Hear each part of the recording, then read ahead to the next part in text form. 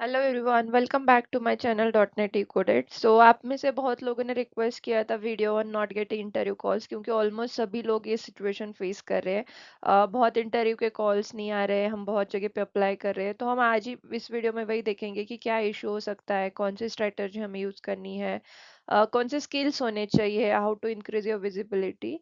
तो video end तक जरूर देखना, आपको पक्का हेल्प होगी। Also in this video in last we will discuss a 30-day plan जो आपको हेल्प करेगा to get interview calls. So let's start. So before proceeding with the issue, actually, first thing like we need to do is to know what is happening in the job market. ठीक है, क्योंकि हमें अपने circumstances का, अपने environment का awareness होना चाहिए, तभी हम उसी वे से स्टेप्स उठा सकते हैं। तो जॉब मार्केट क्या है, कैसे चल रहा है, वो हम देखेंगे, क्योंकि हम उस फैक्टर को डिनाई नहीं कर सकते। हम ऐसे ब्लाइंडली नहीं बैठ सकते कि सब कुछ ठीक है, हायरिंग हो रहा है, तो ऐसा नहीं है। There is change in job market. अभी क्या हो रहा है, companies are hiring more selectively. मतलब क्या हो रहा है, only quality profiles are getting shortlisted. पहले कैसे होता था, एटलीस्ट अपने को चांस तो मिलता था, बट अभी वो नहीं हो रहा है। तो कंपनी जब भी पिक करी है तो बहुत सिलेक्टिव तरीके से आपको पिक करी है। तो अगर आप क्वालिटी प्रोफाइल में नहीं हो, बेसिकली मतलब क्वालिटी प्रोफाइल है, देन आपका प्रोफाइल आउटस्टैंडिंग नहीं है, तब तक आप शॉर्टलिस्ट नहीं हो पा रहे हो। Then there are fewer openings for generic developer profiles. अभी कैसा है, कंपटीशन इज हाई, तो कॉमन स्किल सेट्स के जो भी जॉब प्रोफाइल्स होते थे वहां पे थोड़ा कम ओपनिंग हो रहा है। And strong demand is for practical and specialise skills. Basically अभी डिमांड में कैसा है, आपको बैकएंड तो आता है, बट उसके साथ आपको क्लाउड भी आना चाहिए, डेवऑप्स भी आना चाहिए, एआई भी आना चाहिए, और साथ में आपको सिस्टम डिजाइन भी आना चाहिए। तो ये अगर जब आप कॉम्बो बनाते हो ना, तब वो ज़्यादा स्ट्रांगली इम्पैक्ट करता है। And the major is AI changing what companies expect from the developer. आप सबको पता है कि एआई की वजह से क्या हो रहा है, आपका रोल चेंज हो रहा है। जैसे अभी पहले आप कोडिंग करते थे, हम स्टैक ओवरफ्लो, बहुत सारी जगह से अगर बग है तो हम ढूंढते थे, फिर उसको रिजॉल्व करते थे। अभी like the bug fix is just a prompt away. तो एआई की वजह से कंपनी भी एक्सपेक्ट कर रहे हैं जो डेवलपर से वो थोड़ा ज़्यादा है। इसलिए AI tools, productivity and problem solving ज़्यादा मैटर कर रहा है। Experience alone is not enough anymore. मतलब बेसिकली आपका जितना भी एक्सपीरियंस है, उसका इम्पैक्ट क्या था, उसके रिजल्ट्स क्या थे, उसका बिजनेस वैल्यू क्या था, ये ज्यादा इंपॉर्टेंट है। ठीक है, basic is like job market is not dead. मतलब ऐसा नहीं है कि हायरिंग हो ही नहीं रहा है, हायरिंग ही हो रहा है, बट थोड़ा सा देर इज चेंज, जैसे अभी हमने डिस्कस किया था। तो अभी क्या है, मोर कंपटीशन है, क्योंकि क्या हो रहा है, एक सिंगल ओपनिंग के लिए हंड्रेड्स ऑफ कैंडिडेट अप्लाई कर रहे हैं, उसमें से शॉर्ट लिस्टिंग भी होगा, फिर इंटरव्यू के लिए बहुत सारे राउंड्स भी होंगे, इसलिए ज्यादा कंपटीशन हो गया है।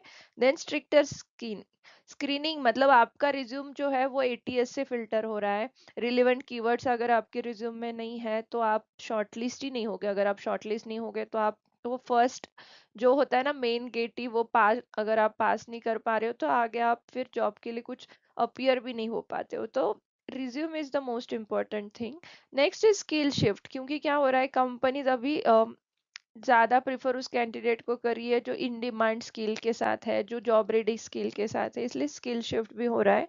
And there is technology impact, जैसे अभी हमने डिस्कस किया कि एआई एंड ऑटोमेशन की वजह से there is impact.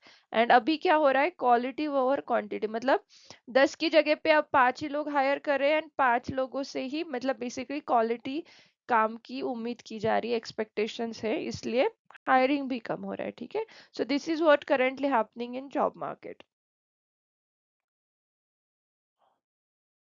So the main problem जो हो सकता है आपका रिज्यूम, सीवी। हम जो, तो क्या होता है, रिज्यूम क्यों इम्पोर्टेंट है, क्योंकि अगर आप सोचोगे, ठीक है, तो रिज्यूम इज समथिंग जो आपको पोर्ट्रे करता है। मतलब जो भी आपको कोई इंटरव्यूअर आपके बारे में जानना चाहता है, तो आपके रिज्यूम से ही उसको पता चलता है। वो आपको पर्सनली नहीं जानता, he doesn't know anything about your how you do work, आपका एक्सपीरियंस कैसा है, आपने कौन से बेसिकली काम किया है, कैसे चैलेंजिंग वर्क में काम किया है, इसलिए आपका रिज्यूम मोस्ट इम्पॉर्टेंट थिंग है।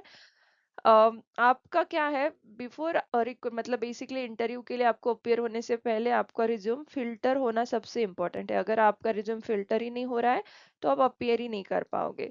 तो अगर आप वन जेनरिक रिज्यूम भेज रहे हो हर जॉब के लिए, तो this is the biggest mistake.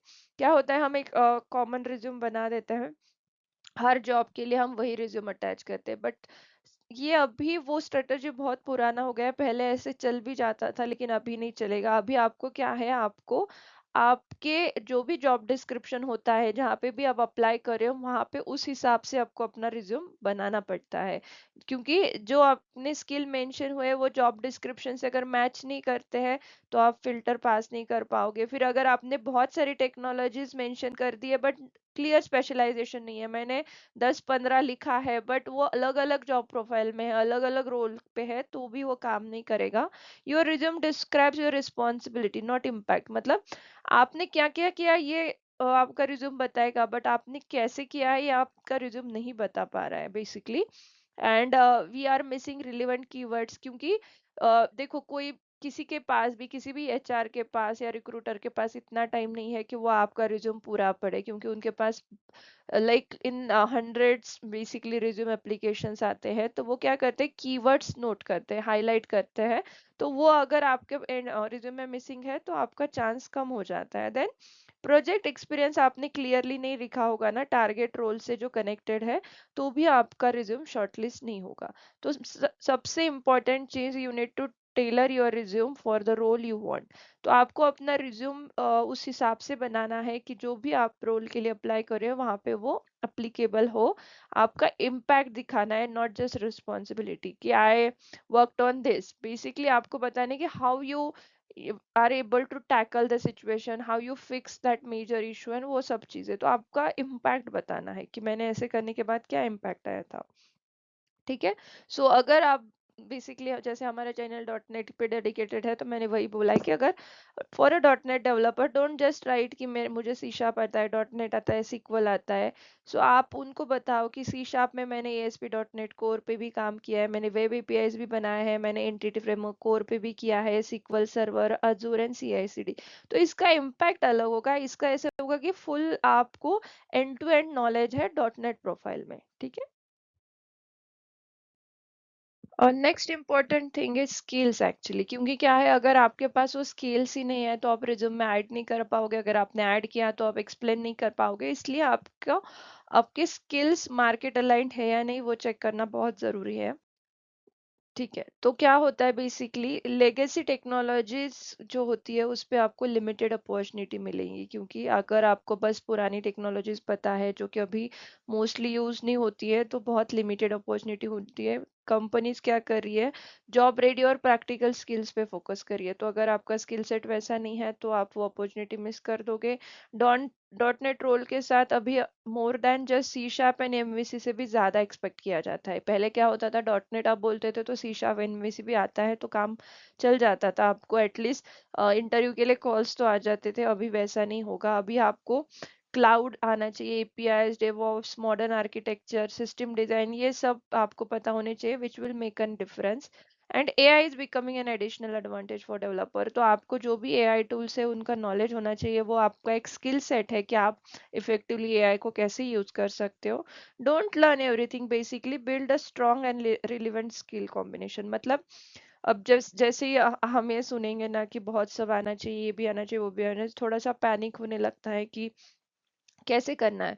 तो आपको क्या करना है, ये पहले ना सिंपल मैंने क्या स्ट्रेटेजी फॉलो की थी, नौकरी पे आपके जॉब प्रोफाइल का सर्च करो। ठीक है। और उसके जेडी में जाके ढूंढो कि मोस्ट कॉमन कीवर्ड्स आपको क्या दिखते हैं बहुत सारे जॉब्स में, और उस तरीके से अपना स्टैक बनाओ।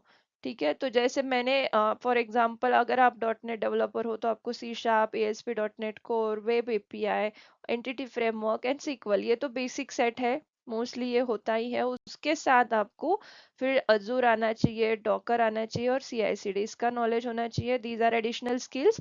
और आपको micro services and AI integration. तो अगर ये परफेक्ट कॉम्बिनेशन आप बनाओगे ना for a dot net developer, तो एटलीस्ट आपको इंटरव्यू कॉल्स आने लगेंगे, और जब इंटरव्यू कॉल्स आएंगे तब आपको पता होगा कि और क्या एक्सपेक्ट कर रहे हैं रिक्रूटर्स। तो आपका प्रॉपर एक स्किल सेट बन जाएगा जो कि मार्केट अलाइंड है, जो कि बहुत जरूरी है इस टाइम के लिए। ठीक है। नेक्स्ट कम्स, अभी आपने रिज्यूम भी बना दिया, आपकी स्किल्स भी मार्केट अलाइंड है, अभी प्रॉब्लम क्या हो सकती है? बहुत लोगों का ऐसा होगा कि मेरा रिज्यूम भी सही है, हर जॉब डिस्क्रिप्शन के हिसाब से मैं अपडेट करके ही अप्लाई करता हूँ, फिर मेरे स्किल्स भी अलाइंड है, बट फिर भी मैं बेसिकली इंटरव्यू कॉल्स नहीं आ रहे, तो इशू क्या हो सकता है? Problem will be like, problem can be your job applying strategy, मतलब आप जिस तरीके से जॉब सर्च कर रहे हो, जिस तरीके से अप्लाई कर रहे हो, उसमें इशू हो सकता है। So basically applying to more jobs doesn't always mean getting more interviews. तो क्या होता है पता है, जब भी हम अप्लाई करते हैं हम ऐसे स्क्रॉल करके अप्लाई अप्लाई अप्लाई, वैसा नहीं होना चाहिए। ठीक है? तो जब भी आप जॉब को अप्लाई कर रहे हो, for every job you need to check JD, क्योंकि जेडी में ही आपको पता होता है कि मैं इस रोल के लिए फिट हूँ या नहीं हूँ। अगर आपने अननेसेसरी किसी भी रोल के लिए अप्लाई कर दिया तो उसके बेसिकली आपको वो शॉर्टलिस्ट होगा ही नहीं। तो फिर आप डिमोटिवेट होगे कि मैंने आज 100 एप्लीकेशन बेसिकली जॉब जेडीज पे अप्लाई किया है, फिर भी मुझे एक भी कॉल नहीं आया, तो आपको सिलेक्टिव अप्लाई करना है। Next issue is you are using the same resume everywhere, जैसे मैंने बताया था हर एक जेडी के हिसाब से आपको अपना रिज्यूम टेलर करना है और उस हिसाब से अपलोड करना है, depending only on job portal. जैसे अभी आप बस जॉब पोर्टल पे जैसे नौकरी ही देख रहे हो, बस ऐसे अगर लिंक्डइन पे ही देख रहे हो, तो चांसेस है कि आपको ज़्यादा अपॉर्चुनिटी नहीं मिल रही है। आपको बेसिकली रेफरल्स यूज़ करने हैं, आपके रिक्रूटिंग कनेक्शंस यूज़ करने हैं। ज़्यादा रेफरल्स का इम्पैक्ट होता है, क्योंकि कंपनी के अंदर जो पर्सन रहता है वो अगर आपको रेफर कर रहा है तो उसका इम्पैक्ट अलग होता है। So we are applying for roles that do not match your experience, क्योंकि ये मैं क्या करती हूँ, जब भी मैं अप्लाई करती हूँ ना, तो मैं देखती हूँ कि कहाँ पे मैं फिट हूँ, उसी जगह पे मैं अप्लाई करती हूँ, तो चांसेस बढ़ जाते हैं। जैसे मान लो अगर मैंने 10 जॉब को अप्लाई किया है तो एटलीस्ट 4 to 5 कॉल्स तो आएंगे आएंगे, क्योंकि मैंने खुद पहले ही खुद को फिल्टर करके ही अप्लाई किया है, ऐसा अननेसेसरी एप्लीकेशंस नहीं किए हैं। And no tracking of where and when you applied, तो आपके पास एक प्रॉपर ट्रैकिंग डॉक्यूमेंट होना चाहिए कि आपने इस जॉब को अप्लाई किया है, उसका स्टेटस कुछ चेंज हुआ है क्या, रिक्रूटर ने आपको कांटेक्ट किया है क्या, आप अभी किस स्टेप पे हो, आपने फर्स्ट इंटरव्यू दिया है, सेकंड दिया है, तो ऐसे आप एक डॉक्यूमेंट मेंटेन कर सकते हो, तो आपको भी पता चल जाता है कि अभी आप कहाँ पे हो। ठीक है? So better approach is target the right role, आपका जो है रोल है उसको टारगेट करो, आपका रिज्यूम टेलर करो, अप्लाई इट करो, प्लस रेफरल भी ट्राई करो, connect with recruiters, track and follow up. This is the strategy, simple strategy है, बहुत कुछ ऐसा मैंने कॉम्प्लिकेटेड नहीं बोला है आप लोगों को। इस तरीके से आप जॉब स्ट्रेटजी अगर सर्च करते हो बेसिकली, तो आपका चांस है कि आपको इंटरव्यू कॉल्स आएंगे ही आएंगे। अभी आगे जाके आपका सिलेक्शन होता है नहीं होता है वो सेकेंडरी पार्ट है, क्योंकि अगर आपका सिलेक्शन होता भी नहीं है तो भी आपको जो एक्सपीरियंस मिलता है, जो आपको सेट ऑफ क्वेश्चंस मिलते हैं, तो वो आपको डेफिनेटली हेल्प करते हैं। तो अपीयर करना इज मोस्ट इम्पोर्टेंट, उसके बाद सिलेक्शन मैटर करता है। ठीक है? तो अभी हमने सब देख लिया कि करना क्या चाहिए, स्किल कैसे होना चाहिए, रिज्यूम कैसे होना चाहिए, कैसे अप्लाई करना है स्ट्रेटेजिकली। तो अभी हम शॉर्ट में देखते हैं कि आज से आपको क्या करना चाहिए बेसिकली। अब अभी तक आपको जो भी गलती हो गई वो छोड़ दो, अभी से आप क्या करोगे? सिंपली मैंने आपके लिए एक 30 डे जॉब सर्च स्ट्रेटजी है की है। फर्स्ट वीक में आप क्या करोगे, आपका रिज्यूम फिक्स करोगे एंड लिंक्डइन पे अप्लाई करोगे। Basically make it role specific, ATS friendly, ATS friendly बहुत जरूरी है, क्योंकि एआई से वो अभी रिज्यूम स्कैन होते हैं और मैचिंग जितने रिज्यूम्स होते हैं उतने ही आपको दिखेंगे। आपका लिंक्डइन प्रोफाइल बेसिकली प्रिपेयर करो, आपने जितना भी काम किया, आपने आपका करंट एक्सपीरियंस क्या है, आप ओपन टू वर्क हो क्या, आपका पूरा प्रोफाइल सही से बनाओ। रिज्यूम बनाना है फर्स्ट वीक में और लिंक्डइन प्रोफाइल सही करना है, ऑप्टिमाइज करना है।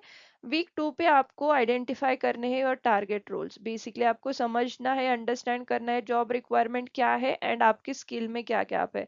मुझे भी सारी करंट जॉब मार्केट की जो भी स्किल्स रिक्वायर्ड होती है वो नहीं आती थी, बट मैंने उस हिसाब से एनालिसिस किया और मैंने नई स्किल्स अपने स्किल सेट में ऐड की है। तो हमारे पास उतना ही ऑप्शन है, हमें अगर स्किल्स नहीं आती है तो हमें वो गैप फिल करना ही पड़ेगा। वीक 3 में आपको क्या करना है, बिल्ड करना है, इम्प्रूव करना है वन स्ट्रॉन्ग प्रोजेक्ट। बेसिकली आप ये कर सकते हो कि आप उसको गिटहब पे या आपके पोर्टफोलियो पे ऐड करो, आपके प्रैक्टिकल स्किल्स को शोकेस करो, इस तरीके से आपको प्रैक्टिकल नॉलेज भी आएगा और कॉन्फिडेंस भी आएगा। और वीक 4 पे आपको टारगेटेड एप्लीकेशंस भेजने हैं, रेफरल्स भी चेक करने हैं और इंटरव्यू के लिए प्रिपरेशन स्टार्ट करनी है। आपको स्मार्टली अप्लाई करना है, रेफरल्स यूज करने हैं, कनेक्ट करना है एंड प्रिपेयर करना है, ठीक है। तो इस तरीके से अगर आप 4 वीक स्ट्रेटजी प्लान करते हो ना, तो आप बेसिकली बहुत ज़्यादा एडवांटेज मिलेगा। तो सबसे इम्पोर्टेंट चीज़, नो इंटरव्यू कॉल्स मतलब you are not good enough ऐसा नहीं है। बहुत लोग क्या होते हैं, डिमोटिवेट हो जाते हैं, ऐसा उनको फिर टेंशन आने लगता है या फिर ऐसे लगता है कि शायद मुझे जॉब मिलेगी नहीं। तो ऐसा नहीं होता है। अगर इंटरव्यू कॉल्स नहीं आ रहे हैं तो कहीं ना कहीं प्रॉब्लम है। अगर सब चीज़ें सही है तो शायद मार्केट में इशू है, कहीं पे ज्यादा हायरिंग नहीं हो रही है, या फिर अभी थोड़ा सा वो भी होता है कि वो जॉब ऐड डाल देते हैं बट रिप्लाई नहीं करते हैं। अगर कॉल भी करेंगे तो 2 महीने तक एग्जाम का लिंक नहीं आएगा, इंटरव्यू शेड्यूल नहीं होगा, तो बहुत इश्यूज होते हैं। तो नॉट नेसेसरी आपकी ही गलती है, थोड़े सरकमस्टेंसेस भी वैसे हो सकते हैं, इसलिए हमें हमेशा उसको पॉजिटिवली लेना है। हो सकता है रॉन्ग पोजीशन के लिए आपने अप्लाई किया है, आप रॉन्ग तरीके से टारगेट मतलब फाइनल कर रहे हो आपका प्रोफाइल, फिर आपका रिज्यूम गलत है, या फिर स्किल कॉम्बिनेशन गलत है, या फिर मैंने जो चीजें बताई वो भी रीजन हो सकती है। मतलब ये सब सही है तो शायद एनवायरमेंटल फैक्टर्स है, इसलिए हो रहा है, ठीक है। सो फर्स्ट बेसिकली अपने को मतलब हम अपने हाथ में जितनी चीजें उतना पहले फिक्स करते हैं, बाकी जो है वो लेट्स सी, इस अप्रोच से आपको प्रोसीड करना है, ठीक है। अगर इसमें आपको कुछ भी डाउट्स है तो प्लीज डू कमेंट। एंड अगर आपने अभी तक चैनल को सब्सक्राइब नहीं किया है तो प्लीज डू सब्सक्राइब गाइस, बहुत ऐसे यूजफुल वीडियोस हम इस चैनल पे डालने वाले हैं जो कि आपको डेफिनेटली हेल्प करेंगे। Thank you for watching, bye.